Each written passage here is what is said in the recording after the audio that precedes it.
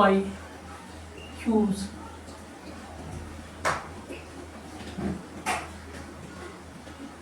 Let take a step. The very first question is, which of the following is not a source for curriculum design? When I said source, what comes to your mind? The very first thing that should foundation of, what's foundation of curriculum? So it's a philosophy, psychology, then sociology, and what else is there? So there is political base as well. I taught you. If you had seen my videos, go back, watch them. You will have very good understanding of all these concepts. Here I'm not going to explain them. I'll be very precise with respect to the points, to the topics I have already mentioned, explained comprehensively. Sources of curriculum, option 1 is curriculum. You know, इनके base पे curriculum को बनाया जाता है. तो क्या philosophy में मैंने आपको ये चीजें बताई हैं कि मेटाफिजिक्स आती है, then epistemology,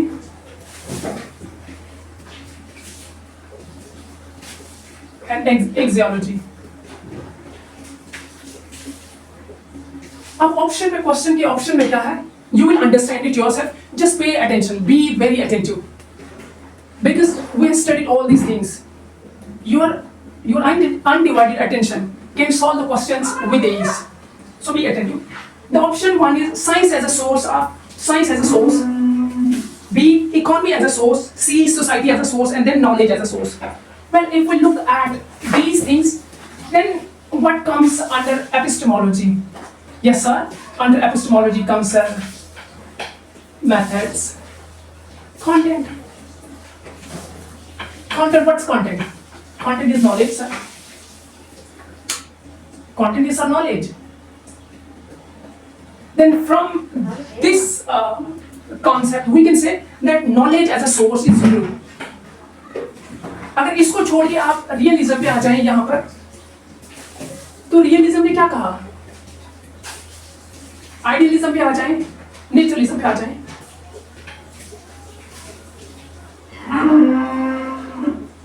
अभी मैं जस्टिफाई करता हूँ. अभी जब हमने कहा कि नॉलेज एज अ सोर्स, अगर नॉलेज सोर्स है तो हमें यहाँ से मुझे ये चीज पता चलती है कि ये एपिस्टेमोलॉजी जो है ये डील करती है नॉलेज के साथ. बच्चों को करिकुलम में वो जो लर्निंग एक्सपीरियंस है क्या देंगे आप? वहाँ नॉलेज होगा ना, साइंटिफिक नॉलेज होगा ना, फैक्ट्स होंगे, इंफॉर्मेशन होगी, यूनिवर्सल लॉज होंगी. आप वाटर साइकिल का वहाँ उनको पढ़ाएंगे, आप मैथ्स का पढ़ाएंगे, आप उनको हिस्ट्री के फैक्ट्स पढ़ाएंगे आप. वेल ये कुछ चीजें हैं. तो knowledge as a source is true. Then science as a source, जब आप रियलिज्म पे आते हैं, जिन्होंने कहा कि मैटर जो चीज हम देख सकते हैं, मैटर, सिर्फ मैटर जो है वो रियलिटी है, कोई स्पिरिट यहाँ नहीं है. दूसरे वे में कहा matter is independent of thoughts, ideas, ये उसकी इंडिपेंडेंट है, यानी मैटर है, ये रियलिटी है. तो उसमें उन्होंने जब क्यूरिकुलम में हमने पढ़ा क्या होना चाहिए, रियलिज्म ने कहा यहाँ पर नेचुरल साइंसेस, फिजिकल साइंसेस हम इसको यहाँ के, फिर biological sciences, physical sciences, biological sciences, ये कुछ उन्होंने कहा. It mean science as a source यहाँ से भी ठीक लगता है. देन नेचुरलिज्म ने क्या कहा, और नेचुरलिज्म ने कहा कि नेचुरल लॉज बच्चों को पढ़ाएंगे. आप बच्चों को नेचुरल लॉज पढ़ाएंगे. करिकुलम जो है बच्चों के जो natural laws of growth and development है उसके मुताबिक ही डिजाइन डेवलप किया जाना चाहिए. पर इन चीजों से इतना एनालाइज करके हमें ये पता चलता है नॉलेज एज अ सोर्स ठीक है, ये बात भी, साइंस एज अ सोर्स ये बात भी ठीक है, जो यहाँ से हमें पता चलता है. Then society as a source, ये कहाँ से हमें पता चलेगा, जब हमने कहा सोशियोलॉजिकल फाउंडेशन, यानी वहाँ कल्चर रिफ्लेक्ट करना चाहिए करिकुलम में. आप लैंग्वेजेस उनको पढ़ाएं, है ना, आप लैंग्वेजेस पढ़ा रहे हैं तो वो कल्चर के अंदर आ जाएगा, जो कि एम भी है एजुकेशन का. क्या है एम? आइडियलिज्म ने कहा transmission and preservation of cultural heritage. हाँ, आपको सोशियोलॉजी आ जाएगा इसका. फिर इसमें इकोनॉमी एज अ सोर्स एक ऐसा है, economy, ECONOMY, economy as a source. आपने कहीं पढ़ा यहाँ इतना कुछ मैंने पढ़ाया है, या और in any other sources you have consulted that economy is related to the foundation of curriculum? It sounds off. So this is the right option. हमने चुना है, कौन नहीं है, तो यहाँ पे ये ले लेना. Next question. Which of the following, same. Next, technical scientific curriculum developers emphasized upon dash aspects: subjective, personal, universal, aesthetic. Let me explain it. Technical scientific curriculum, it means models. I taught you that models, it's question number 2. Models 1, curriculum development, and other one was curriculum evaluation models. One more is technical, जिसको हमने scientific भी कहा. Other one is non technical, non scientific, जिसको हम कहते हैं. Well, इतना सा हमें पता चला मॉडल. इसमें एक और होते हैं, जैसे अब डेवलपमेंट मॉडल में मैंने आपको कहा Hilda Taba, Tyler's model, Hunkins model, Goodlad model, Wheeler model, और वो सेलर एलेक्जेंडर मॉडल. ये सारे कुछ मॉडल इसमें आते हैं. एवेल्यूएशन में गोल्डफील्ड जो स्क्रीवन ने दिया, स्टेक्स रिस्पॉन्स मॉडल जो इस बार वो पूछा भी गया था नेट में, स्टेक्स रिस्पॉन्स पर टेलर का एवेल्यूएशन मॉडल भी आता है. वेल, ये कुछ मॉडल हमने पढ़े हैं. देन टेक्निकल और नॉन टेक्निकल जो अभी मैंने कुछ कहे थे, जैसे टेलर्स मॉडल मैंने कहा, हिल्डा टेबा कहा, हंकिंस कहा, ये सारे टेक्निकल में आते हैं. टेक्निकल किसके बेस पे हमने इसको कहा था कि ये सब्जेक्ट सेंटर्ड होते हैं, ऑब्जेक्टिव डिटरमिन्ड होते हैं, स्ट्रक्चर्ड होते हैं, प्लेन्ड होते हैं, एक लीनियर वे में जाना है, एक स्टेप को क्रॉस करके फिर दूसरे स्टेप में जाना है. इसमें कोई कोई एक्टिविटीज या एक्सप्लोरेशन जैसा वे नहीं है. डिफाइंड बात है और उसी बात को हमने फॉलो करना है. जैसे टेलर के मॉडल जो कि टेक्निकल है, उसको हमने कहा लीनियर मॉडल है. इन्हें पहला स्टेप करेंगे आप पूरा, फिर दूसरे पे जाएंगे, ऑब्जेक्टिव्स पहले पूरे करें, फिर आप जाके दूसरी सिलेक्शन ऑफ लर्निंग एक्सपीरियंसेस पे आ जाएंगे, वो हो जाएगा, फिर आप आगे आ जाएंगे ऑर्गेनाइजेशन, वो होगा, फिर एवेल्यूएशन करेंगे आप.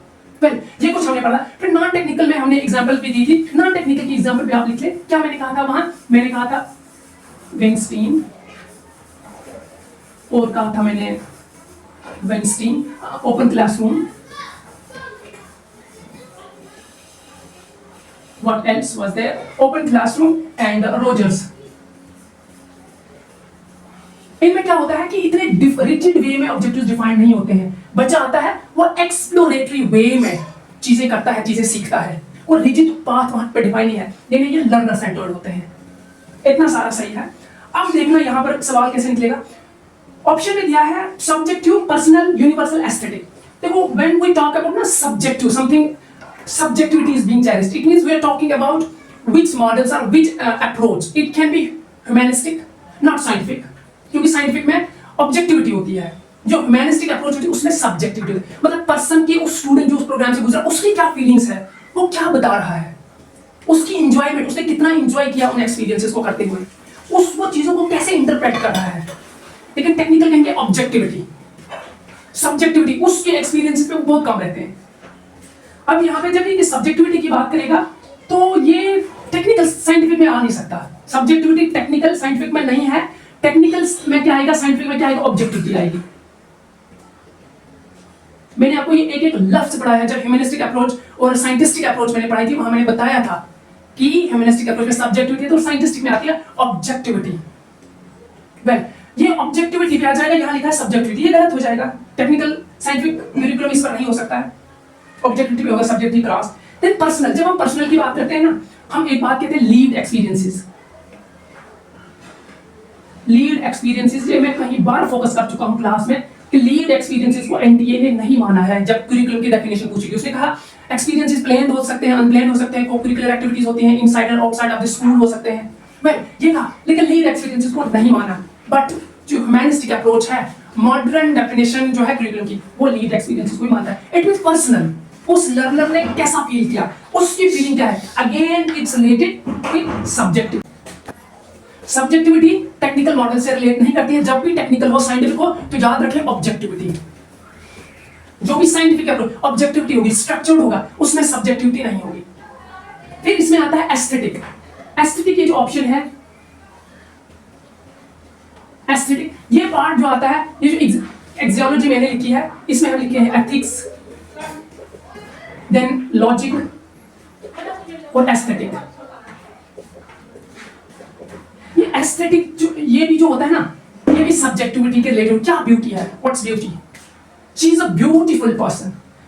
ये ब्यूटी उसमें है या आपके नजरिए में, आपके देखने में ब्यूटी है, कुछ बताया नहीं जा सकता, सब्जेक्टिविटी है। ये हम अक्सर ये क्वेश्चन जो है ना, ये हम फिलोसफी में जो हम फिलोसॉफिकल क्वेश्चन होते हैं उनमें अक्सर ये क्वेश्चन हम पूछा करते हैं। तो ये चीजें जो है सब्जेक्टिविटी है, एस्थेटिक हो गया, और ये पर्सनल जो उसने कहा, ये क्रॉस हो जाएंगी। ये तीनों चीजें टेक्निकल में क्रॉस हो जाएंगी। फिर टेक्निकल में क्या रहेगा, यूनिवर्सल रहेगा। टेक्निकल जब ऑब्जेक्टिविटी पे फोकस करता है तो ऑब्जेक्टिव नॉलेज क्या होगा, साइंटिफिक लॉज होंगे, लॉ ऑफ ग्रेविटी होगा, law of conservation of energy, ये चीजें होंगी ना। तो इसका ये वाला ऑप्शन आ जाएगा कि यूनिवर्सल। हाँ, ये साइंटिफिक में यूनिवर्सल लॉज, वो साइंटिफिक होते हैं, वो प्रूवन होते हैं।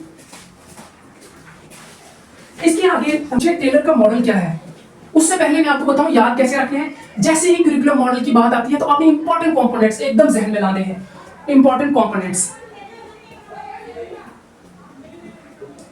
What are those important components? मैंने बड़े लॉजिकल वे में इनको बताने की कोशिश की है, उम्मीद है आप समझे होंगे उससे। Objectives, yes, content, methods, and the last one is evaluation. You don't have to memorize them. No, do not memorize. Simple. आप कोई प्रोग्राम करते हैं, कोई भी डिग्री करते हैं, स्कूलिंग करते हैं, क्यों करते हैं? कोई पर्पस है आपका। इस पर्पस बोर्ड को जहन में बैठाइएगा। कभी कभार ऑब्जेक्टिव की जगह पर्पस लगा देगा। Mark my words. अब कोई आपका कोई मकसद है, पर्पस है करने का, उसी पर्पस को आप कहते हैं ऑब्जेक्टिव्स। जब प्रोग्राम में एनरोल हो गया, मकसद तो पता चल गया, टीचर बनना है, प्रोफेसर बनना है, असिस्टेंट प्रोफेसर। वेल, अब जाके फिर कुछ किताबें पढ़ेंगे, कुछ कोर्सेज होंगे, डिफरेंट कोर्सेज उस प्रोग्राम में, जिसको हमने कहा कंटेंट। अब उस प्रोग्राम किताबों को कैसे पढ़ेंगे आप? कुछ मेथड होगा पढ़ाने का, लेक्चर, डिस्कशन, प्रोजेक्ट या कोई और होगा, उनको हमने कहा यहाँ मेथड्स और मॉडल्स में, इसी को हम लर्निंग एक्सपीरियंसेस कहते हैं। और बाद में फिर एवेल्युएशन होगी, ये कंटेंट जो है हेल्प करता है इसको रियलाइज करने में, ये मेथड इनफ है इस कंटेंट को ट्रांजैक्ट करने में। खत्म। याद रहेगा, हम स्कूल जाते हैं, प्रोग्राम में एनरोल्ड हो क्यों, जब जाते हैं क्या करते हैं, किताबें पढ़ते हैं, उनका नाम कंटेंट दिया, किताबें पढ़ ली, फिर वो किताबें पढ़ते हैं, कैसे पढ़ते हैं, कोई डिस्कशन लेक्चर सेक्चर होगा जिसको मेथड करते हैं, लर्निंग एक्सपीरियंस में, मॉडल्स में हम इन्हीं को लर्निंग एक्सपीरियंस बोलते हैं। और बाद में क्या होते हैं, एग्जाम होते हैं, जिसको हमने यहाँ का एवेल्युएशन। बिल्कुल सिंपल, ये हम करते आ रहे हैं, ये हमने डेवलप की है, ये thinking based on our prior knowledge, ये हमारे पास पहले का नॉलेज है। अब इसी पर हमने जो टेलर्स मॉडल है उसको हम बताएंगे। टेलर्स आप क्या कहते हैं, टेलर्स जो मॉडल है, टेलर्स मॉडल ने कहा एक तो ऑब्जेक्टिव्स होंगे, मैं शॉर्ट में लिखूंगा, ऑब्जेक्टिव्स होंगे, उसके बाद सिलेक्शन ऑफ लर्निंग एक्सपीरियंसेस,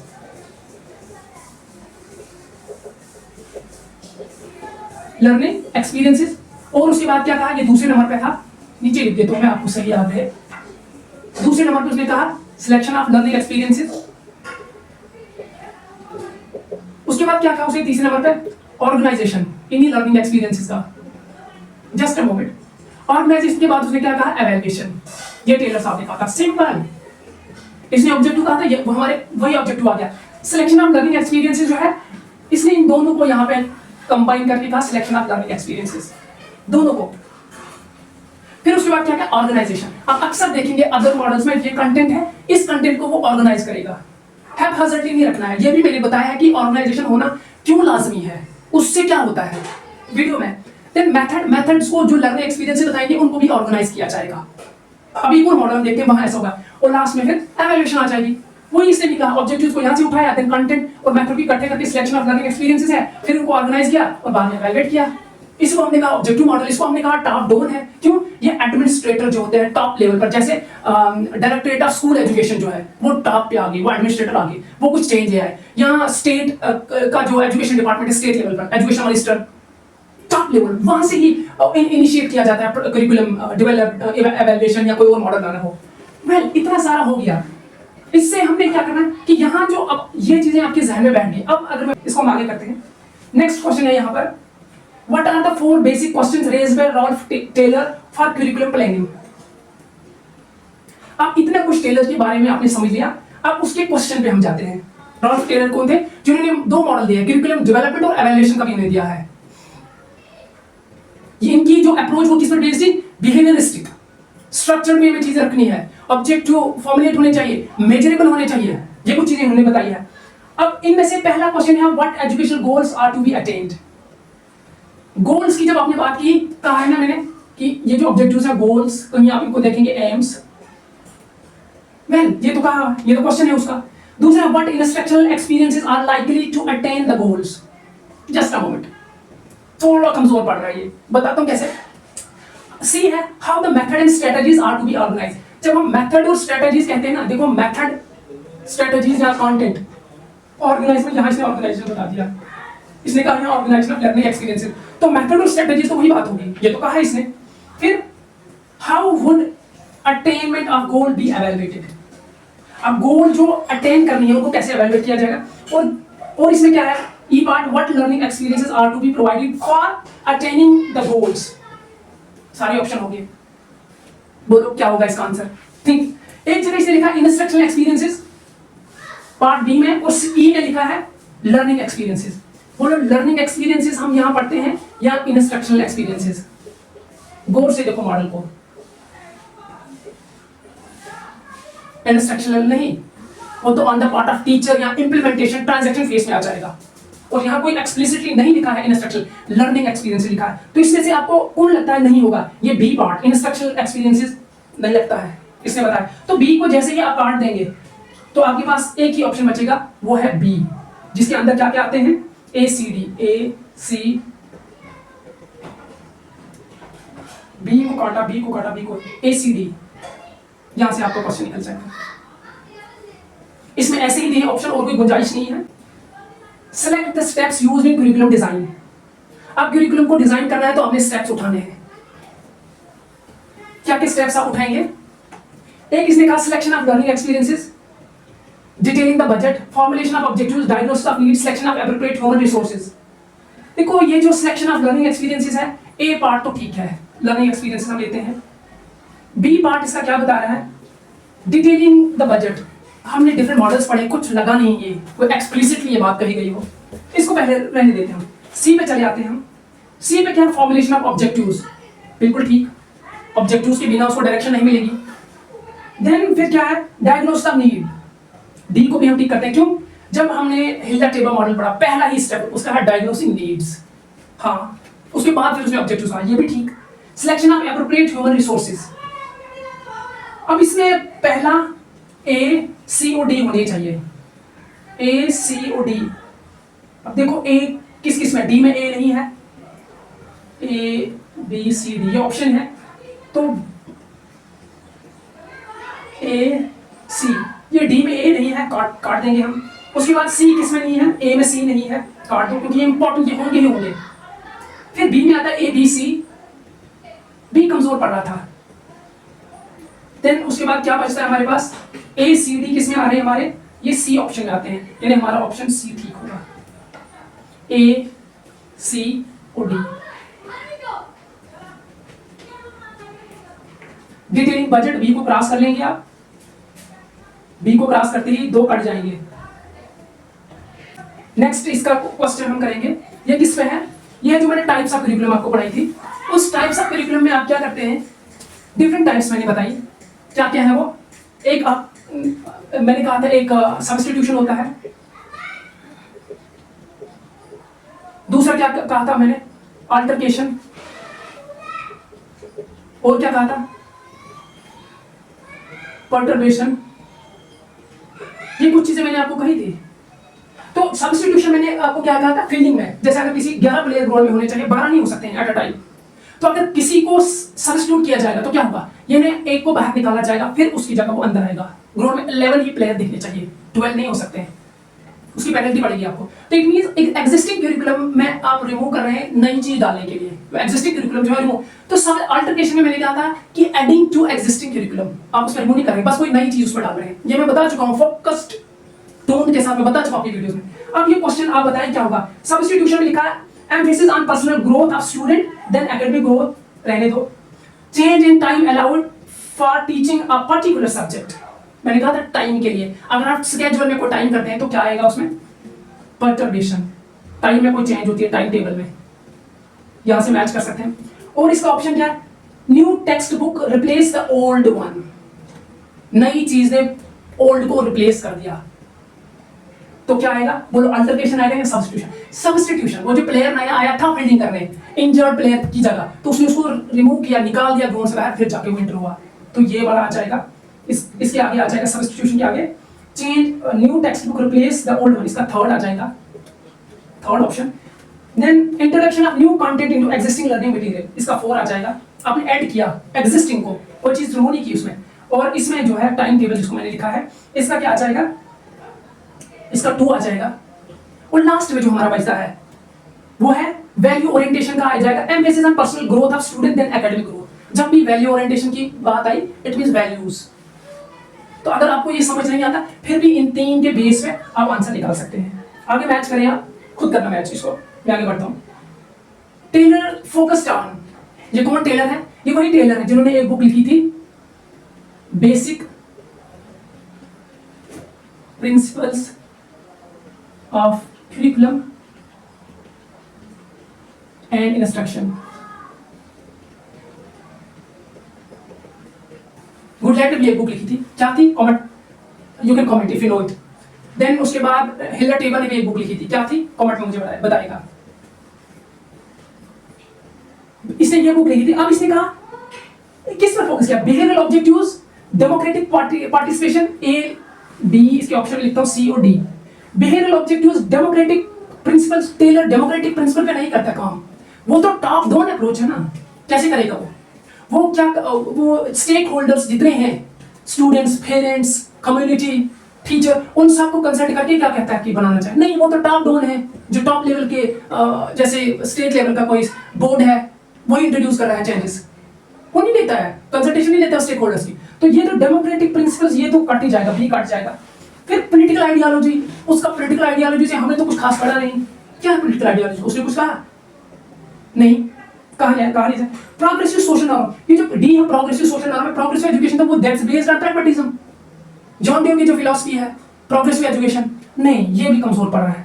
और फिर जो ये पॉलिटिकल है इसको भी हम नहीं रखते, पॉलिटिकल ऐसे कोई, तो ए जो है बिहेवियरल ऑब्जेक्टिव्स, बिहेवियरल ऑब्जेक्टिव्स को हम क्यों रखते हैं, इसने मेजरेबल कहा है, ऑब्जेक्टिव बिहेवियरलिज्म ने यही कहा, मेजरेबल होने चाहिए। बिहेवियरलिज्म ये कहता है psychology is not a science of mind, क्यों, बिकॉज हम माइंड को या सोल को मेजर नहीं कर सकते, action it is a science of behaviour, इसीलिए क्यों हम बिहेवियर को मेजर कर सकते हैं। तो अब इनके ऑब्जेक्टिव जो है वो बिहेवियरल ऑब्जेक्टिव्स हैं, यानी मेजरेबल है वो।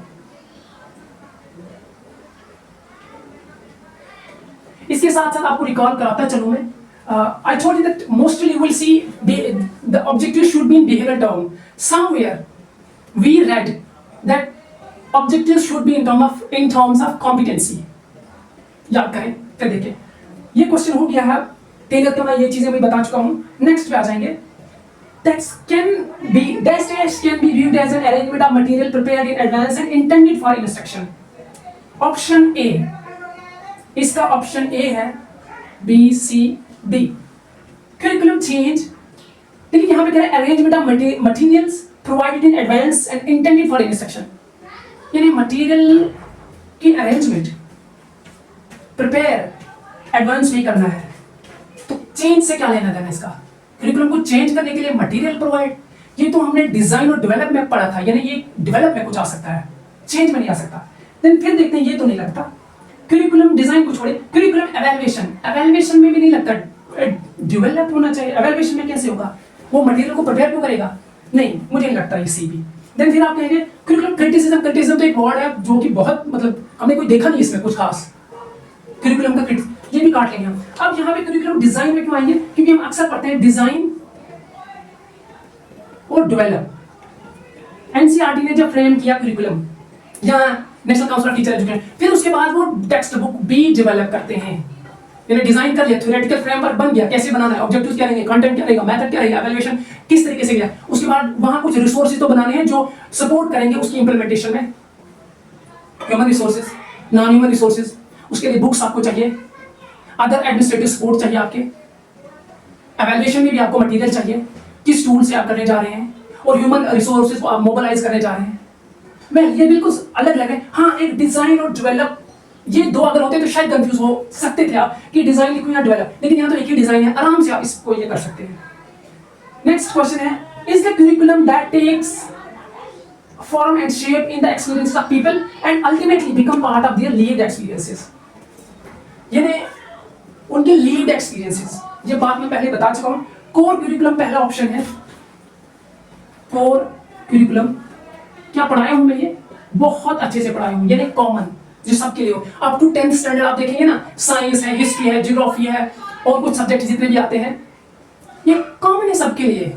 फिर उसके बाद डिफरेंशिएशन स्टार्ट हो जाती है, art stream, commerce, science stream, तब तक ये कोर करिकुलम होता है। एम्पिरिकल करिकुलम क्या होता है? एम्पिरिकल में आप आते हैं कि यहाँ पे फैक्ट्स, ज्यादा फैक्ट्स प्रमोट करते हैं। कॉमन करिकुलम ये तो बिल्कुल इससे रिलेट, सी जो है वो इससे रिलेट कर रहा है। लास्ट में आता है एम्बॉडीड करिकुलम, यस डी वाला करेक्ट है, ये एम्बॉडीड करिकुलम के अंदर आ जाएगा। एम्बॉडीड करिकुलम में जो मैंने कहा आपको लीड एक्सपीरियंसेस, लीड एक्सपीरियंसेस,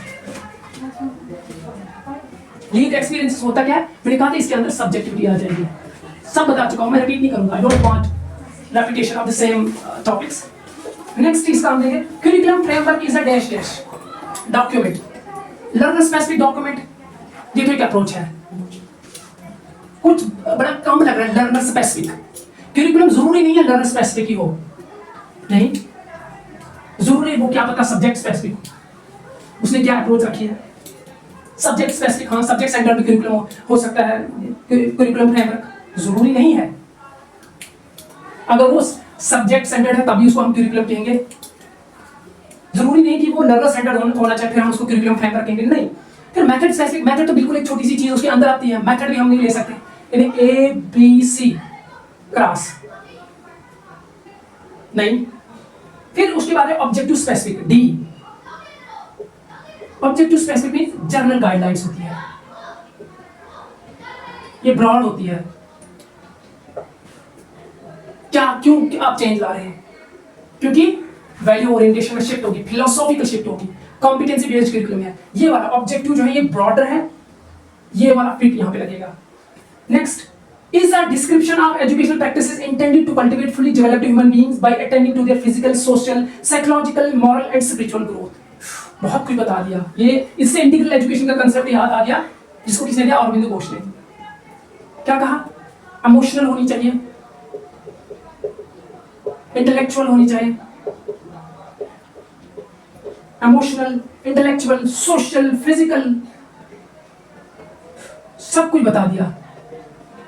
एक हमने पढ़ा था एकेडमिक या कॉग्निटिव, एकेडमिक अप्रोच, वो एकेडमिक या सब्जेक्ट सेंटर्ड अप्रोच में आपने देखा ज्यादातर कॉग्निशन पे फोकस था।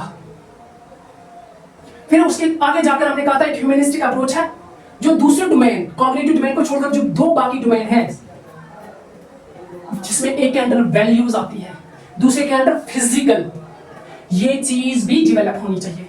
अब ये जो ये सारी बातें कर रहा है, इतनी सारी चीजें, उस अप्रोच में हमने ये भी कहा था कि होलिस्टिक नहीं है, लूप साइडेड है, एक ही साइड। तो उस नॉलेज की बेस पे क्या बताएंगे आप इसको? ये कोर करिकुलम है, वो तो हम अभी पढ़े हैं, फिजिकल ये कुछ क्यों बताना है जब कोर करिकुलम होता है? नहीं, कॉम्प्रिहेंसिव थोड़ा सा कंफ्यूज कर सकता है, कॉम्प्रिहेंसिव मींस जो सब चीजों को अंदर ले आए, लेकिन ऐसा हमने कुछ टाइप्स ऑफ करिकुलम में पढ़ा नहीं, कॉम्प्रिहेंसिव करिकुलम अभी तक नहीं पढ़ा। देन लिबरल करिकुलम नहीं, होलिस्टिक करिकुलम। होलिस्टिक मतलब क्या है? होलिस्टिक डेवलपमेंट, यानी आपकी इमोशनल, इंटेलेक्चुअल, सोशल, फिजिकल, ये सब की डेवलपमेंट होनी चाहिए। नॉलेज तो बहुत है, वैल्यूज है कि मॉरली आप करप्ट हैं, झूठ बोलते हैं आप, लोगों को धोखा देकर फिर हंसते भी हो, देखो मैं कितना स्मार्ट हूं, वैल्यूज आपकी बिल्कुल, मॉरल स्टैंडर्ड्स आपके बिल्कुल गिरे हुए हैं। उन्होंने कहा नहीं, मॉरल डेवलपमेंट भी होनी चाहिए, और उसी को हमने कहा होलिस्टिक। इसको क्या कहा गांधी जी ने? All round development. और ने कहा होलिस्टिक इंटीग्रल एजुकेशन, और इंटीग्रल, वेल डी इसका करेक्ट है। Next, the observation what the curriculum neglects is as important as what it adopts. जैसे ही आपने देखा कि कोई चीज बता रही व्हाट इट निग्लेक्ट्स, निग्लेक्ट फिर मैंने क्या कहा था, रिजेक्ट और इग्नोर। बताएं किस करिकुलम पर मैंने कहा था, जैसे ही कोई निग्लेक्ट के है, इग्नोर कहें या रिजेक्ट करें। फिर मैंने हिंट देता हूं, उसके बाद मैंने कहा था दो पार्ट पर हो सकता है ये। एक तो on the part of teacher, teacher भी निग्लेक्ट रिजेक्ट कर, वो प्रिस्क्राइब्ड है सिलेबस में, लेकिन टीचर ने उसको इररिलेवेंट समझा, इंपॉर्टेंट नहीं समझा, छोड़ दिया। टीचर के पार्ट पर एक बुक में लिखा है इसको। फिर on the part of designer, जो करिकुलम डिजाइनर होते हैं, करिकुलरिस्ट, उसके पार्ट पे, उस जैसे इसकी एग्जांपल मैंने क्या दी थी आपको वहां, कि जैसे सोशल स्टडीज में आप पढ़ते हैं हिस्ट्री, देन उसके बाद सिविक्स जिसको पॉलिटी कहते हैं, जियोग्राफी, इकोनॉमिक्स, बन गया ये सोशल स्टडीज, इंटीग्रेटेड फॉर्म है। लेकिन यहाँ पे एंथ्रोपोलॉजी नहीं है, सेक्स एजुकेशन नहीं है, पहले कंप्यूटर एजुकेशन छोटी क्लास में नहीं था, यानी छोड़ दिया गया था, उसको निग्लेक्ट किया गया था on the part of designer. Well, इस करिकुलम को क्या कहते हैं? इसके लिए मैंने क्या कहा था, एक एसोसिएशन टेक्निक थी कि एक लड़का, उसका नाम है इसार। इसार जो है वो नल है, साचुक नल, सनाचुनी यूनिक है, साचुक एम्प्टी यानी खाली चुक। तो तभी मतलब क्या उस इसार चु नल, तो इसार ये चु नल, EISER, इसार चु नल, यानी नल करिकुलम किसको किसने दिया है? इसनर ने दिया है। और यहां पर इसका जो आंसर है neglect. Award, award curriculum, award होता है, एक होता है कवॉर्ड, दूसरा होता है अवॉर्ड। ये जो अवॉर्ड है ये एक्सप्लिसिटली होता है, एक्सप्लिसिटली मेंशन, आपने क्या क्या टॉपिक्स पढ़ने हैं, क्या क्या एक्टिविटीज करने हैं, क्या क्या प्रोग्राम प्रोजेक्ट वगैरह करने हैं, कितने क्रेडिट्स आपने अर्न करने हैं, कितने कोर्सेज होंगे आपके प्रोग्राम में, ये अवॉर्ड होता है। और कवॉर्ड मींस कवर में, ये सब बताया हूं मैं, ऐसे ही लाइन में लिखा था। कवर में कोई चीज एक छुपी है, वो हिडन हम इसको बोलते हैं। हिडन जो है इसको हम इम्प्लीसिट बोलते हैं, इसके ऊपर लिखूंगा इम्प्लीसिट, सीधा सीधा नहीं बताया गया है। अब आगे है इसका हिडन करिकुलम। हिडन में तो वो इसके अंदर आ जाएगा ना, जो कवर्ड बोल रहा है, नहीं। कोर करिकुलम हो गया नल करिकुलम, निग्लेक्ट जैसी वर्ड आए, रिजेक्ट आ जाए, इग्नोर आ जाए, उसका मतलब ये नल करिकुलम है। इसने दिया है, इसार नल है और इसने ने दिया इसको। नेक्स्ट क्वेश्चन है, let me raise it so that I can jot down some key points to make you understand the logic behind making correct options. According to NCERT 2005, the silent guiding principle of curriculum, 5 की principles होते हैं इसके, आप देखें। Integrating curriculum beyond text book and classroom, पहला option उन्होंने कहा beyond text book, जो टेक्स्ट बुक में सिर्फ वही पढ़ाना है, उसके बाहर भी एक्सपीरियंसेस हैं, आप वो देंगे बच्चों को। और उन्होंने एक अहम चीज दी थी, रोट लर्निंग से आपने कहा अंडरस्टैंडिंग पे आना है, कंसेप्ट बिल्डिंग पे आना है, शिफ्ट करना है रोट मेमोराइजेशन से। नेक्स्ट पॉइंट इसका interfacing with the world outside the school, focusing on the dominant culture, ये जो है इसका डी पार्ट। ए पार्ट पढ़ना मैं भूल गया, that schooling should be flexible enough to ensure learning shift away from rote method. Well, ये मैंने बता दिया, रोट लर्निंग से शिफ्ट होनी चाहिए अंडरस्टैंडिंग पर। अब डी वाला चीज इसने कहा ना, focusing on dominant culture, D part इसका डोमिनेंट कल्चर पे फोकस करना है। डोमिनेंट कल्चर, अगर ऐसा होता डोमिनेंट कल्चर पे फोकस करना है, डोमिनेंट कल्चर क्या होता है? जो लोग मेजॉरिटी में हैं and they have their own way of living life, how they perform certain rituals, rites, how they celebrate different festivals, कैसे करते हैं वो लोग, वो पहनते क्या है, उनकी लैंग्वेज क्या है, उनके घरों में कौन से बर्तन का ज्यादा इस्तेमाल किया जाता है, बैठने का तरीका, कोच पे या नीचे बैठते हैं वो, ये उनकी कल्चर में डोमिनेट, ज्यादा लोग हैं ज्यादा वो करें, डोमिनेट कल्चर। ये कुछ नेगेटिव लग रहा है।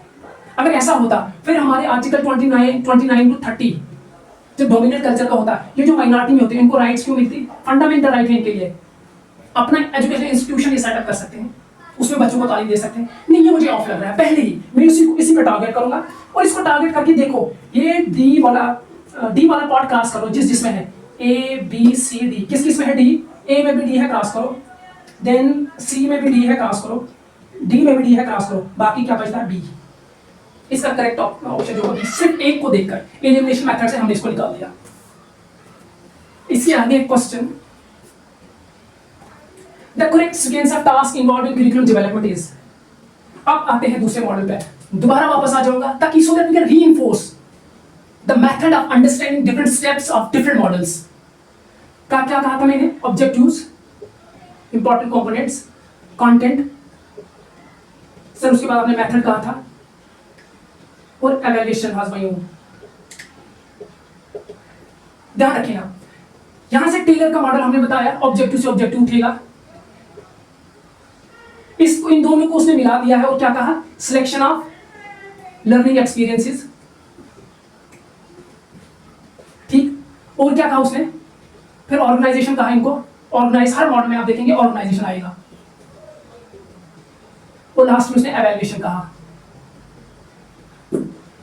अब मैं टेबा के मॉडल पे आता हूं। हिल्डा टेबा ने क्या कहा, हिल्डा टेबा ने क्या कहा, इसके ऊपर एक और स्टेप उसने लिखा है, देखना फिर इसी को आएगा, यहां से बनेगा हिल्डा टेबा का मॉडल, सेम, कुछ रखना ही नहीं अब आगे यार, इसके ऊपर आएगा डायग्नोसिंग नीड्स, डायग्नोसिंग नीड्स, उसके बाद क्या आ जाएगा, ऑब्जेक्टिव्स, यही ऑब्जेक्टिव्स के बाद क्या आएगा, कंटेंट, यही कंटेंट को क्या करेगा, वो ऑर्गेनाइज करेगा, सिस्टमैटिक वे में रखेगा, हैपहैज़र्डली नहीं रखेगा, किसके बेस पे ऑर्गेनाइजेशन होगा, बता चुका हूं सारी चीजें। अब इस कंटेंट को ऑर्गेनाइज करेगा, फिर क्या करेगा, मेथड, मेथड्स को मैंने क्या कहा, लर्निंग एक्सपीरियंसेस, लर्निंग एक्सपीरियंसेस को करेगा select, learning experiences, learning experiences, learning experiences को क्या करेगा, ऑर्गेनाइज करेगा, और इसके बाद क्या करेगा, एवेल्यूएशन। सर बहुत आसान लगा मुझे, याद रखना, बहुत आसान, बस इन 4 चीजों से 2 मॉडल उठा लिया हमने, स्टेप भी याद कर ले, ये स्टेप्स एग्जाम में पूछे जाते हैं। देखो यहां क्या बता रही है, the correct sequence of task involved in curriculum development is, इसमें कुछ नहीं कहा कि जब करिकुलम डेवलप करना है सीक्वेंस मुझे बताओ, हम बताएंगे ना। पहले कह रहा है formulating goals and objectives, well goals and objectives तो हर मॉडल में होंगे, वो सेलर के मॉडल में है, व्हीलर के मॉडल में है, टेबा, टेलर, हंकिंस के मॉडल में भी है, चाहे तीसरे नंबर पे ही है, लेकिन है गोल्स। एसेसिंग नीड्स, नीड्स जैसे उसने कहा तो हमें याद पड़ गया कि नीड टेबा, हिल्डा टेबा के मॉडल उसने कहा था डायग्नोसिंग नीड, यहां उसने एसेस किया, डायग्नोस की जगह वर्ड।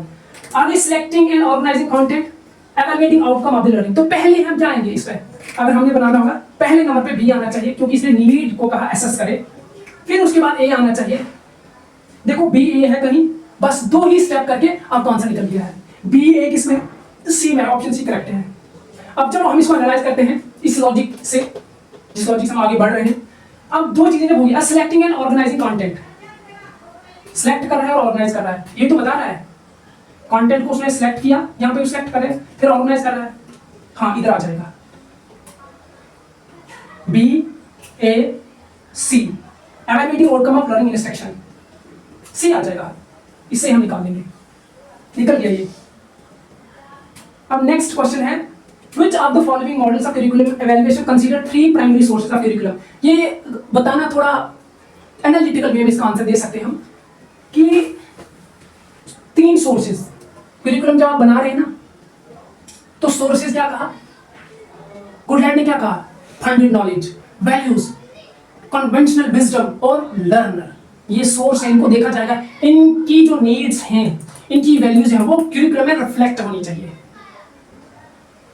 अब इसने कहा कि एक ये जो एक मॉडल है उसको क्या है, student society and subject matter, student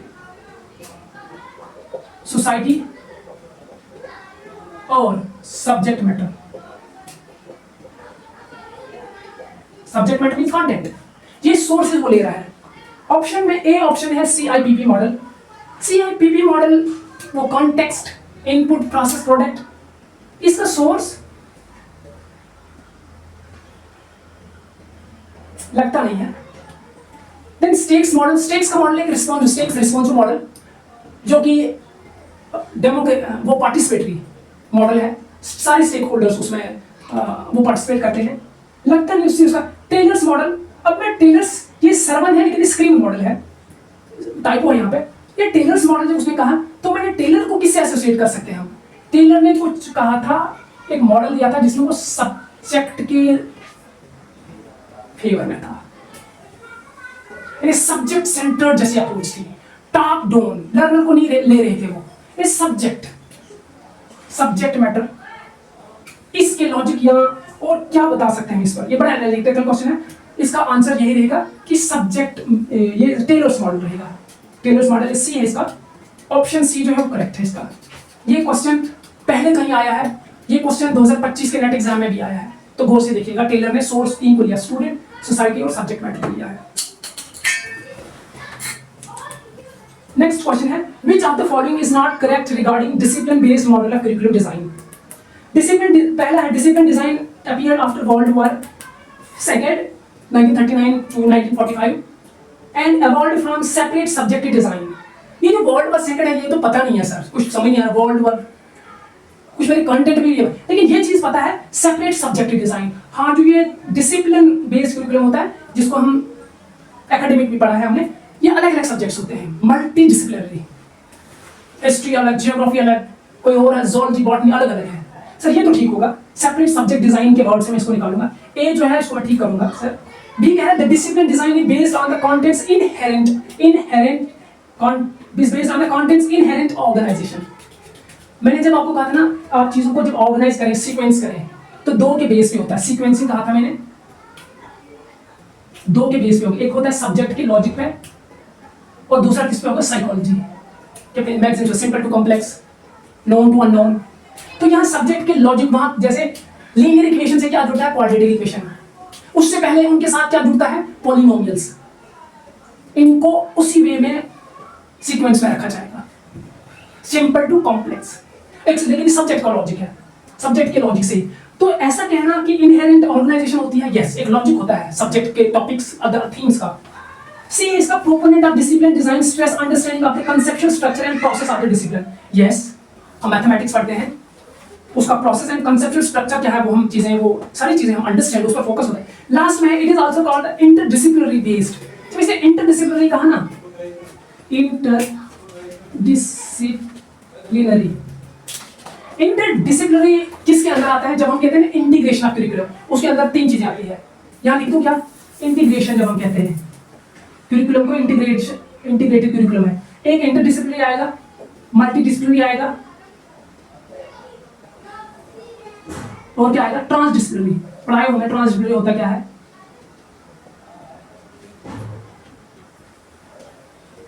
ये इंटरडिसिप्लिनरी जो सब्जेक्ट है ना, इसका अपोजिट जो होता है वो होता है डिसिप्लिन बेस्ड करिकुलम। यानी ये जो क्वेश्चन है उसके अपोजिट है। तो ये वाला आंसर हो जाएगा, कौन सा, डी इसका करेक्ट हो जाएगा। इंटरडिसिप्लिनरी मींस आप डिफरेंट सब्जेक्ट्स को मिला रहे हैं, उसमें कॉमन क्या चीज है। जैसे सोशल साइंस की मैंने बहुत बार एग्जांपल आपको दी है। ट्रांसडिसिप्लिनरी यानी बाउंड्रीज उसमें खत्म हो जाती है। इंटरडिसिप्लिनरी जैसे सोशल साइंस में बाउंड्रीज होती हैं, लेकिन फिर भी कॉमन कुछ चीजें होती हैं। वेल, इसका इंटरडिसिप्लिनरी हो जाएगा। नेक्स्ट क्वेश्चन है, discipline based model of curriculum design is basically. जब डिसिप्लिन कहते हैं ना, आप ये टीचर एजुकेशन में मॉडल सब जब आप पढ़ेंगे ना, डिसिप्लिनरी नॉलेज, तो वहां क्या है वो डिसिप्लिनरी नॉलेज। आप छोटी क्लास में पढ़ते हैं सब्जेक्ट्स, जब यूनिवर्सिटीज की नोटिफिकेशन आती है for UG and PG programs, क्या देखते हैं आप जब नोटिफिकेशन पढ़ते हैं, offers PhD UG program in different disciplines.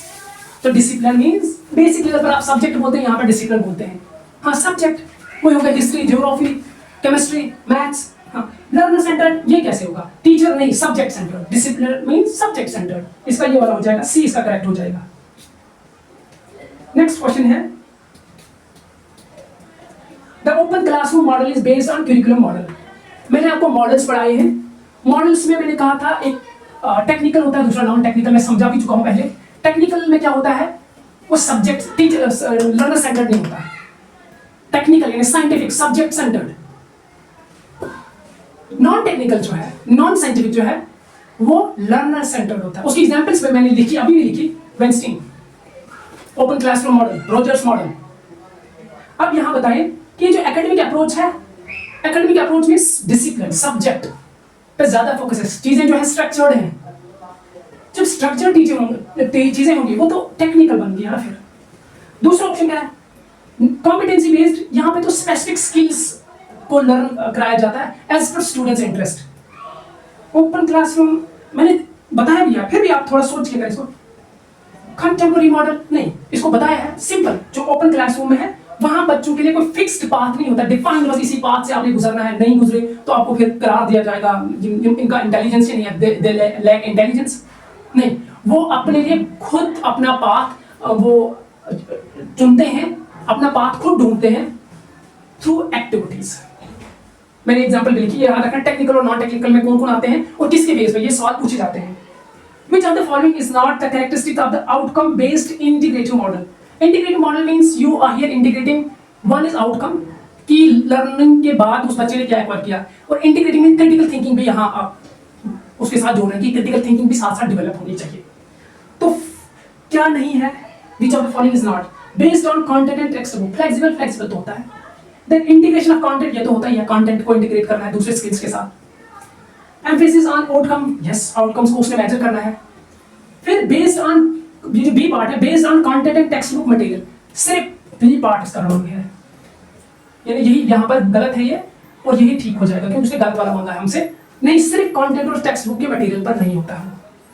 फिर ये आउटकम बेस्ड इंटीग्रेटिव मॉडल नहीं रहेगा, कंटेंट पे आपने रह गया फिर तो ये दूसरा बन जाएगा, वो एकेडमिक डिसिप्लिन में चले जाएगा। Next question, which of the following is not a phase of the outcome based integrative model of curriculum development? ये जो मैंने आपको फेजेस पढ़ाए हैं इसके, एक है आपको ओपन फेज है, कॉजुअल, हाइपोथेटिकल, वो लास्ट में क्लोजर, ये 4 फेजेस हैं। देखिएगा मेरी वीडियो में अभी भी पढ़ा है। तो ये जो प्रोसेस वाला है ना, बी पार्ट इसका हो जाएगा, बी पार्ट सही इसका आंसर है। जो प्रोसेस फेज इसमें नहीं आते, इसके 4 फेजेस हैं जो मैं अभी लिख चुका हूँ। नेक्स्ट क्वेश्चन क्या है इसमें, which service delivery model is not included in integrated education? integrated education में आपने सुना है रिसोर्स रूम होता है एक, जहाँ पे वो होते हैं स्पेशल एजुकेटर, उनके लिए एक रिसोर्स रूम होता है, वो बच्चों को वहां जाकर थेरेपी देते हैं, तो एक सेशन लेते हैं, उसकी क्या डिसेबिलिटी है, हियरिंग डिसेबिलिटी है, कोई और डिसेबिलिटी है, उसके अकॉर्डिंग उनको सेशन दिया जाता है, तो रिसोर्स रूम होता है ना, ये तो इंटीग्रेटिव में आएगा। देन रिसोर्स सेंटर मॉडल, हाँ ये भी तो आएगा इंटीग्रेटिव में। इंटीग्रेटिव डिफरेंट है इंक्लूसिव से, बट फिर भी आप यहाँ पे देखें उस कॉन्सेप्ट में अभी हम नहीं जाएंगे। सेल्फ कंटेंट क्लास मॉडल, जैसे इसने कहा ना सेल्फ कंटेंट, ये सेपरेशन सेल्फ कंटेंट बॉडी, इससे पता चल जाता है ये सेल्फ कंटेंट वाला हमारा इसका आंसर हो जाएगा। ये सेपरेशन आ गया, सेपरेशन इंटीग्रेशन में नहीं आया।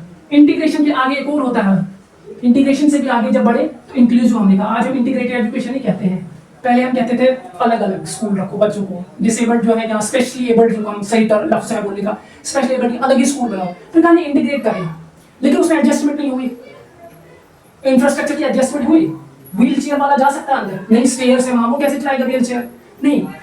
फिर इंक्लूसिव में हमने कहा कि एडजस्टमेंट इंफ्रास्ट्रक्चर की भी होनी चाहिए।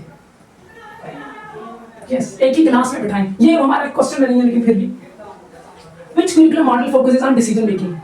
याद रखें, मैंने आपको बताया है कि जो हम्किंस मॉडल है, क्या स्टेप है बताओ, कोई कहां से स्टार्ट होता है, कंसेप्चुअलाइजेशन एंड लेजिटिमाइजेशन। दूसरा क्या है, डायग्नोसिस नीड्स, कैसे बनेगा, पहले टेलर से बना, सारे स्टेप ठीक हैं, सिर्फ एक डायग्नोसिस नीड लगा दिया, बन गया हिल्डा टेबा के ऊपर एक और लगा दो, आप क्या लगा दो, कंसेप्चुअलाइजेशन लेजिटिमाइजेशन, ये स्टेप लगा दो। उसके बाद नीचे आओ, डायग्नोसिस नीड वही टेलर का, उसके बाद क्या आ जाओगे, गोल्स एंड ऑब्जेक्टिव्स वही टेलर का, उसके बाद क्या आ जाओगे, वही टेलर का जो उसने कहा सिलेक्शन ऑफ कंटेंट, देन उसके बाद फिर उसको सिलेक्शन ऑफ कंटेंट के बाद सिलेक्शन ऑफ लर्निंग एक्सपीरियंसेस के बाद आप इसमें क्या आ जाओगे, इम्प्लीमेंटेशन के बाद एवेल्युएशन और मेंटेनेंस। एक बात इसमें नई जो है, जब हम हम्किंस कहते हैं ना, जो हम्किन, इसमें आई एन है ना, आई और एम जो है ये भाई है, एम और एन, एल एम और एन ना, एम और एन, आई एम आता है ना, इट मीन इसके अंदर इंप्लीमेंटेशन भी होगा। बाकी मॉडल्स में आप ये नहीं देखेंगे, लेकिन हम्किंस के मॉडल में आप इंप्लीमेंटेशन भी देखेंगे। और किसमें इंप्लीमेंटेशन आप देखेंगे, जो सेलर मॉडल है ना, सेलर क्या होता है, कोई बोट सेल कर रही है पानी में, या कोई चीज तैर रहा है कोई पानी में, आपने उसको स्किल दिखाया ऐसे करना चाहिए, वो जब पानी में जाता है तो फिर वो इंप्लीमेंट करता है आपके ने जो सिखाया थ्योरेटिकल नॉलेज। सेलर, अच्छा उसको सिखाया गया तो उस तरह अब जाके वो सेलिंग में इंप्लीमेंट करेगा, इट मींस सेलर के अंदर भी इंप्लीमेंटेशन का स्टेप आ जाएगा। इस लॉजिक के साथ आप याद रख सकते हैं। बनाया कैसे, हम्किंस को मैं बना के दूंगा क्योंकि ये आपको आगे भी कहा है। हम्किंस से क्या था, कंसेप्चुअलाइजेशन, ऊपर लिखता हूं मैं, कंसेप्चुअलाइजेशन एंड लेजिटिमाइजेशन। जी हम्किंस साहब ने ये कहा कंसेप्चुअलाइजेशन एंड लेजिटिमाइजेशन, और उसके बाद उसमें क्या नीड्स को डायग्नोसिस नीड्स, फिर क्या कहा ऑब्जेक्टिव्स, क्या कहा सिलेक्शन ऑफ कंटेंट, उसका डेवलपमेंट भी है। डेवलपमेंट में आपको की वर्ड में बताऊंगा सिलेक्शन ऑफ कंटेंट, फिर कोई डेवलपमेंट और है, फिर उसका सिलेक्शन ऑफ लर्निंग एक्सपीरियंसेस, ये भी करते हैं। फिर इम्प्लीमेंटेशन, इम्प्लीमेंटेशन के बाद एवेल्युएशन, और एवेल्युएशन क्या मेंटेनेंस। मैं समझा चुका हूं ये क्या होते हैं। देखो यही था ना, हिल्डर टेबल आ गया ना, ये भी हिल्डर टेबल का आ गया, ये भी हिल्डर टेबल का आ गया, ये भी हिल्डर टेबल ने ऑर्गेनाइज किया था, इसने सिलेक्ट कंटेंट किया सेक्युलर, इनको ऑर्गेनाइज नहीं किया बस। सेम इम्प्लीमेंटेशन क्यों आया, क्योंकि इसके अंदर हंकिन है, HUNKIN, IN जब हो गया, IN means IM means implementation इसके अंदर आ गया, एवेल्युएशन और लास्ट में मेंटेनेंस। जब भी स्टेप पूछेगा वो, 3 मॉडल अभी तक हम बिल्कुल इसी वे में कर चुके हैं, इन तीनों में से कोई भी चीज पूछे स्टेप्स आपसे गलत नहीं होगा, आराम से निकाल दोगे आप। अब इसने कहा Beauchamp curricular model focus on decision making, तो जब मैंने पढ़ाया था ये वाला हंकिन्स मॉडल, मैंने कहा था इसको हम डिसीजन मेकिंग मॉडल कहते हैं। लेकिन अगर कभी एग्जाम में CIPP मॉडल दिया होगा, CIPP किसने इसको दिया है, डेनियल स्टफरबर्ग ने दिया है। CIPP मॉडल अगर आता है, इसको भी डिसीजन मेकिंग मॉडल कहते हैं। हर स्टेप पे जब आप कॉन्टेक्स्ट देख रहे हैं, मतलब वो आप उसको उसकी असेसमेंट कर रहे हैं, नीड किस चीज की है, फिर इनपुट में आप रिसोर्सेज देख रहे हैं, टाइम हमारे पास कितना है, ह्यूमन नॉन ह्यूमन रिसोर्सेज क्या है हमारे पास, अदर मटेरियल क्या होना चाहिए, फिर प्रोसेस में आप इंप्लीमेंटेशन आ रहे हैं, प्रोडक्ट में क्या निकला, आउटकम क्या है हमारा। तो इसमें क्या आ जाएगा, ये CI, ये कौन सा है, हाँ ये Tyler Stake's Stufflebeam CIPP model, कौन सा है, ये C वाला इसका करेक्ट हो जाएगा। दूसरा भी कितने क्वेश्चन हैं, अभी बहुत क्वेश्चन है, 5 6 7 है। करिकुलम प्रिंसिपल, ये करिकुलम के प्रिंसिपल बता रहे हैं। Curriculum principle reflect the school's values, context, purposes and needs. ये तो पढ़ते आए हम, कॉन्टेक्स्ट होना चाहिए, पर्पस होना चाहिए, नीड्स। ये स्कूल का मतलब है, स्कूल क्या है, miniature of the society, society का मिनिएचर है। तो स्कूल क्या प्रमोट करेगा, वही सोसाइटल वैल्यूज होंगी। हाँ ठीक है भाई। उसके बाद the school need to identify resources required for learning and ensure coherence. A good school needs good quality resource. Choose the appropriate answer. Both are correct. कोई ऐसा वर्ड नेक्स्ट इसमें दिखा नहीं जहां से हम इसको पकड़ सकते थे कि सर इसमें मुझे शक। आगे बढ़ेंगे हम। National curriculum framework begins with a quotation from an essay towards civilization and progress, Tagore साहब ने। सीधा याद रखना इसको, ज्यादा दिमाग लगाने की कोई जरूरत नहीं है। एक इससे पहले भी एक रिपोर्ट आई थी, उसमें भी टुवर्ड्स सिविलाइजेशन एंड प्रोग्रेस ये लफ्ज लिया गया, टैगोर साहब का एक ऐसे था, उससे लिया गया। Arrange the following levels of Kilpatrick model of evaluation in ascending order. Kilpatrick में 4 स्टेप आपने पढ़े, एक आपने पढ़ा होगा रिएक्शन, दूसरा क्या पढ़ा आपने, लर्निंग होगी, वहां पर आपने बिहेवियर पढ़ा, बिहेवियर और फिर रिजल्ट। यहाँ पे बिहेवियर की जगह दिया है ट्रांसफर ऑफ लर्निंग। ये आपको ज़बानी याद होनी चाहिए। रिएक्शन होगा, लर्निंग होगी, उसके बाद बिहेवियर, देन रिजल्ट, बिहेवियर की जगह यहाँ पे ट्रांसफर। ये खुद निकालिए आप इसका जवाब, सी है। CIPP model of curriculum was developed by Daniel Staffelbeam. CIPP stands for, बहुत बार कहा है कि C को कंटेंट कंफ्यूज करेंगे, कॉन्टेक्स्ट, I को इनपुट, P को क्या कहेंगे, प्रोग्राम नहीं, प्रोसेस। प्रोसेस क्या है, ये वही इंप्लीमेंटेशन है जहां पे हमने ट्रांजैक्शन की बात की थी, जहां पे हमने इंस्ट्रक्शन की बात की थी। अभी तक हम मॉडल्स कितने बड़े टाइप के मैंने आपको बता दिया, 4, टेक्निकल, नॉन टेक्निकल, साइंटिफिक या नॉन साइंटिफिक। दूसरा क्या कहा मैंने, डेवलपमेंट और एवेल्यूएशन। 2 ही है, नहीं एक और आते हैं जो कि उसमें ज्यादा क्वेश्चन नहीं आते, लेकिन पूछा गया एक बार, वो इम्प्लीमेंटेशन मॉडल है, resistance to change, organizational model, ये कुछ इम्प्लीमेंटेशन मॉडल, लेकिन इनसे सवाल नहीं आते इसलिए मैंने आपको बताया, ये निकाल देना आपको। Then match the following on the base of CIPP model list, input, process, product, context. जैसे इसने इनपुट कहा ना, तो मेरे जहन में क्या आना चाहिए, अकम्प्लिशमेंट ऑफ गोल्स नहीं, अकम्प्लिशमेंट होता है हासिल आपने किया, क्या हासिल means output, output means product, ये तो प्रोडक्ट के साथ मिल जाएगा। देन उसके बाद प्रोसेस में क्या आएगा, जैसे हमें प्रोसेस में अभी भी मैंने कहा, प्रोसेस में हम क्या आएंगे, इम्प्लीमेंटेशन। प्रोडक्ट में क्या आएगा, ये जो अचीवमेंट की बात कर रहा है। अब इनपुट में क्या आएगा, इंग्रेडिएंट्स ऑफ करिकुलम।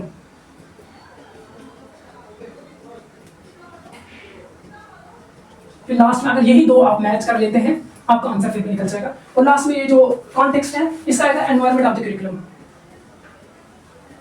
खुद मैच करें इसको। CIPP model is a model for well. मैंने आपको ठेला टेबा कहा, हंकिंस कहा, गुडलैंड्स कहा और क्या कहा, गुडलैंड्स, हंकिंस, ये कुछ मॉडल्स के नाम मैंने आपको, सेलर एंड अलेक्जेंडर का कहा, व्हीलर्स मॉडल कहा। इनमें क्या कहा मैंने कि ये डेवलपमेंट, करिकुलम डेवलपमेंट मॉडल्स है। कि CIPP जब मैंने पढ़ाया वहां में ये बताना भूल गया, CIPP कौन है, क्या है, एवेल्यूएशन मॉडल है। जैसे गोल्डफ्री स्टीवन ने जो दिया है, रॉबर्ट स्टेक ने जो है responsive model, congruence, contingency, continence जिसको बोलते हैं, वो एवेल्यूएशन मॉडल हो गया। टेलर ने दूसरा दिया, एक तो पहले दिया डेवलपमेंट एवेल्यूएशन भी उसने दिया है, ये याद रखना। Next question, CIPP model of evaluation was developed by Stufflebeam, correct है स्टेटमेंट। दूसरी है CIPP refers to content process product, content बताना है, कंटेंट, कंटेंट यानी कॉन्टेक्स्ट है, ये गलत हो जाएगा। Statement 1 is correct, statement 2 is incorrect. सारे आज की क्लास खत्म होगी। कुछ क्वेश्चन मैंने कराए कि ये कितने रेलेवेंट थे हमारी क्लास से, हमारी जो ओरिएंटेशन है वो किसकी ओर है, एग्जाम की ओर है, कहीं और। और आगे जाकर कुछ मॉडल्स के बारे में और मैं बताऊंगा ताकि आपको पता चले कितना आसानी से हम इनको याद रख सकते हैं। 3 हो गए हैं, Tyler, Hilda Taba, Hunkins, Wheeler model. Wheel means क्या होता है, टायर।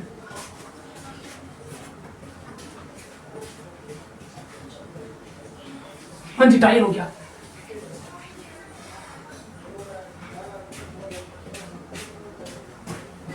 ये टायर क्या होता है, गाड़ी के 4 टायर्स होते हैं, लेकिन क्या किया उसने, 5 लटका दिए, एक पीछे लटका दिया है कहीं पंचर ना हो। वेल, तो ये जो लॉजिक है ऑब्जेक्टिव्स वाला, कंटेंट, मेथड्स, एवेल्यूएशन, यहां पर ये फेल कर जाता है। क्यों? पहले वो ऑब्जेक्टिव्स पे जाता है, ये व्हीलर है, WHEELER व्हीलर्स मॉडल में पहले वो ऑब्जेक्टिव्स पे जाएगा, फिर जाके उस पे सिलेक्शन क्या करेगा, लर्निंग एक्सपीरियंसेस करना चाहिए था, कंटेंट, फिर तीसरे नंबर पे यहां पे आके करता है सिलेक्शन ऑफ कंटेंट। फिर क्या करेगा ये, इन दोनों को मिलाकर organization of learning experiences and content. फिर उसके बाद क्या होगा, एवेल्यूएशन होगी। याद कैसे रखें इस लॉजिक से, बताता हूं। ये लॉजिक यहाँ पे कॉन्ट्रडिक्ट जब करेगा तो आप कह रहे हैं कि 5 टायर्स के होते हैं, एक किया, एक उसने पीछे लटका दिया, ये उल्टा है, वो टायर तो नीचे होना चाहिए गाड़ी का, उस पर चली गाड़ी, उल्टा लग रहा है, वैसे ही ये उल्टा कर रहा है। पहले ये ला रहा है इसको, लर्निंग एक्सपीरियंसेस को, फिर इसको ला रहा है कंटेंट को। कंफ्यूज मत होना, पहले बता चुका हूं, method is learning experiences in models.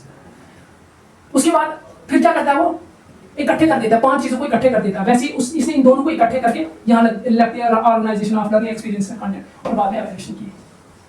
Simple. Wheeler आया उल्टा, उल्टा मींस पहले कंटेंट नहीं रहेगा, पहले मेथड को हम बोलते क्या है, लर्निंग एक्सपीरियंस है, फिर ये आ जाएगा, फिर ये आकर फिर सबको मिलाएगा, सब टायर उसमें मिला के रख दिए, मिला के यहाँ डाल दिया, और बाद में एवेल्यूएशन होगी। हो गया ये भी, व्हीलर्स का भी हो गया। आई थिंक आज की क्लास काफी है, बाकी कोई और इंटरेस्टिंग एमसीक्यूज मैं ले आऊंगा, जैसे मुझे लगता है कि ये बहुत important exam point of view से, ताकि आपको curriculum development, curriculum studies unit में कोई दुश्वारी पेश ना आए। तो अगर आपको ये मेरी class and the way I am presenting different models before you, if you like it, then do share